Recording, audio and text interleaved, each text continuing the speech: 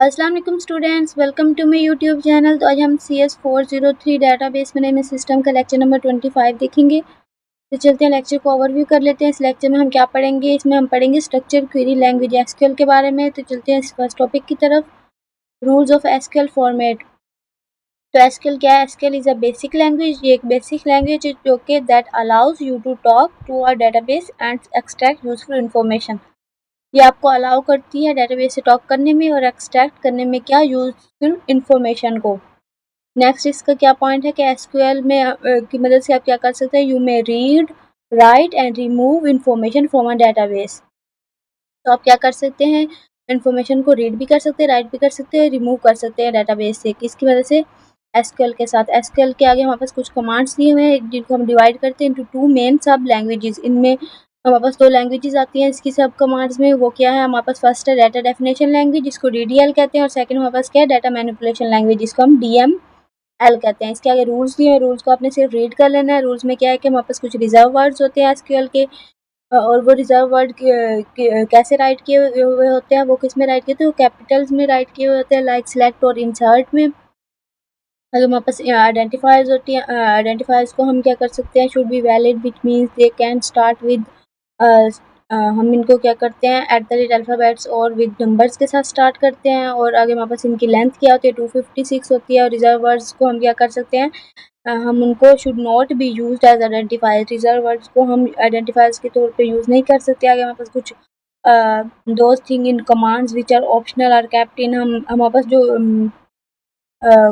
Optionals होते हैं, वो वाले वर्ड्स जो हमारे पास ऑप्शनल होते हैं किसमें, कमांड्स में, उनको हम कैसे राइट करते हैं, इन लार्ज ब्रैकेट्स में। तो लार्ज ब्रैकेट्स में जो हमारे पास वैल्यू राइट की हुई होती है वो क्या होती है, ऑप्शनल होती है। और जो कर्ली ब्रेसेस में होती है वो क्या होती है, रिक्वायर्ड आइटम्स। आगे हमारे पास ये दिया हुआ है कि हमारे पास अगर कॉमा डॉट डॉट एन है तो इसका क्या मतलब है कि आइटम जो होंगे सेपरेटेड होंगे बाय कॉमा, कॉमा के जरिए। आगे हमारे पास एग्जांपल दिए हुए कि सिलेक्ट ऑपरेशन टेबल हमारे पास दिया हुआ है, इसके आगे हमारे पास लार्ज ब्रैकेट्स में ऑल डिस्टिंक्ट दिया हुआ। तो लार्ज ब्रैकेट्स में जो हमारे पास वर्ड होगा वो क्या कहलाएगा, वो ऑप्शनल होगा, और ये ऑप्शनल वर्ड दिया हुआ। नेक्स्ट हमारे पास है कि हमारे पास करली ब्रेसेस में जो वैल्यू दी हुई है, तो करली ब्रेसेस में जो होती है वो क्या होती है, रिक्वायर्ड आइटम्स। तो ये हमारे पास जो सिलेक्ट लिस्ट है ये रिक्वायर्ड आइटम्स में आ जाती है। तो इसका मेन मकसद क्या है कि आपने इसको सिंपल इस वर्ड में लिखना है कि सिलेक्ट करना है किसको। स्टैटिक का मतलब होता है कि हमने कॉलम्स को सिलेक्ट करना है फ्रॉम से, किस में से, स्टूडेंट टेबल में से। स्टूडेंट टेबल में से हमने सारे कॉलम्स को सिलेक्ट करना है। तो इसकी नॉर्मल सी फॉर्म यही होती है। आगे हमारे पास डाटा टाइप्स दिए हुए हैं इन एसक्यूएल सर्वर, उनके नेम याद कर लेने हैं सिर्फ। इंटीजर्स, इंटीजर्स में आगे इसकी मजीद टाइप्स दी हुई हैं, big int, first big int होगी, सेकंड इंट होगी, स्मॉल इंट होगी, टिनी इंट। और इंटीजर्स में हमारे पास वैल्यूज़ क्या होती हैं, जो जीरो से लेके आगे पॉइंट वैल्यूज़ होती है जिनमें पॉइंट्स ना हो। पॉइंट्स वाली वैल्यूज़ फ्लोट में रहती है, जबकि इंटीजर्स में बाकी वैल्यूज़ होती हैं। आगे हमारे पास बिट दी हुआ है, बिट में हम क्या करते हैं, 0 और 1 की फॉर्म में वैल्यूज़ को स्टोर करते हैं। डेसिमल और न्यूमेरिक में हम क्या करते हैं, डेसिमल और न्यूमेरिक में हम फ्लोट पॉइंट्स वाली वैल्यूज़ को स्टोर करते हैं। आगे हमारे पास टेक्स्ट आ जाए, टेक्स्ट में हम क्या करते हैं, स्ट्रिंग वैल्यूज़ को स्टोर करते हैं। टेक्स्ट के आगे मजीद टाइप्स हैं, इसमें फर्स्ट हमारे पास है कार। कार में हम क्या करते हैं, इसमें इसमें भी हम स्ट्रिंग वैल्यूज़ को स्टोर करते हैं, वार कार, टेक्स्ट एंड कार। आगे हमारे पास मनी दिए हुए हैं, मनी में हम क्या करते हैं, हम use to handle the monetary data. तो इसमें बस स्मॉल मनी दी हुई है और मनी दी हुई है, इसके आगे डिजिट्स दिए हुए हैं, डेसिमल दिए हुए हैं, आपने इसे रीड कर लेने। फ्लोटिंग पॉइंट्स में हम फ्लोट और रियल को,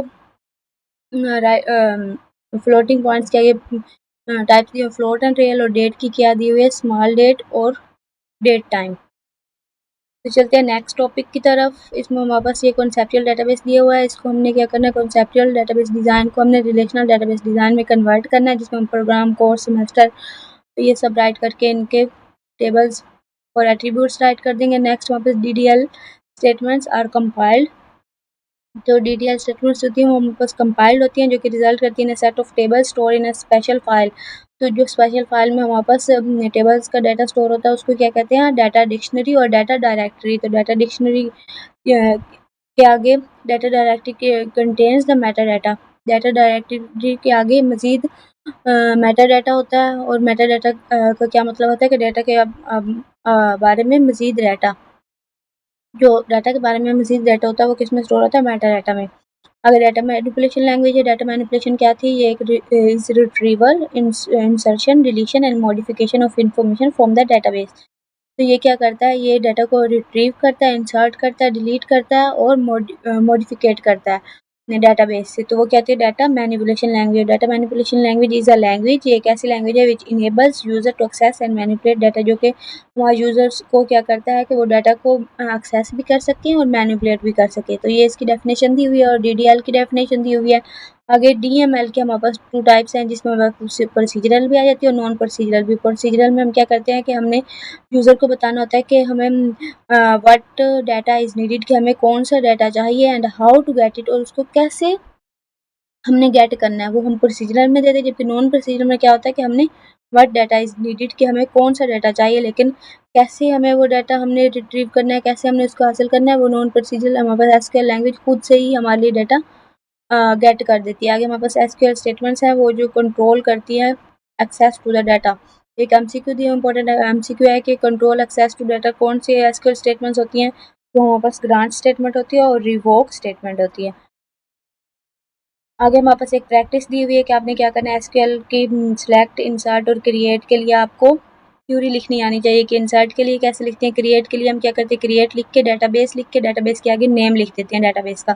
जहाँ मैंने डॉट डॉट दिया यहाँ पे आपके डाटाबेस का नेम लिखेंगे और आगे हम यूज़ लिख के और उसके साथ डाटाबेस का नेम लिख देते हैं। सिलेक्ट में हम क्या करते हैं, सिलेक्ट लिख के उसके साथ सिलेक्ट के साथ हम क्या करते हैं, सिलेक्ट के साथ हम उसको स्टैटिक दे के, स्टैटिक का क्या मतलब होता है कि हमने तमाम कॉलम्स का डाटा स्टोर करना है फ्रॉम स्टूडेंट टेबल से। और अगर हमने कुछ कॉलम्स का लेना है तो हम उनको उन कॉलम्स के नेम राइट कर देते हैं। आगे हम इंसर्ट इनटू, इंसर्ट के लिए हम क्या करते हैं, ये वाली क्वेरी लिखते हैं कि इंसर्ट इनटू लिख के स्टूडेंट टेबल लिख के उसके आगे उसके एट्रीब्यूट्स लिख के फिर उसकी वैल्यूज़ में जाके उन एट्रीब्यूट्स की उन टेबल्स के जो नेम दिए उनकी वैल्यूज़ को वहाँ जाके स्टोर कर देते हैं। ओके स्टूडेंट, ये लेक्चर सिर्फ इतना था। अगर आपको वीडियो अच्छी लगी तो चैनल को सब्सक्राइब कर दे, वीडियो को लाइक कर दे, शेयर कर दे। Thank you so much. अल्लाह हाफिज़।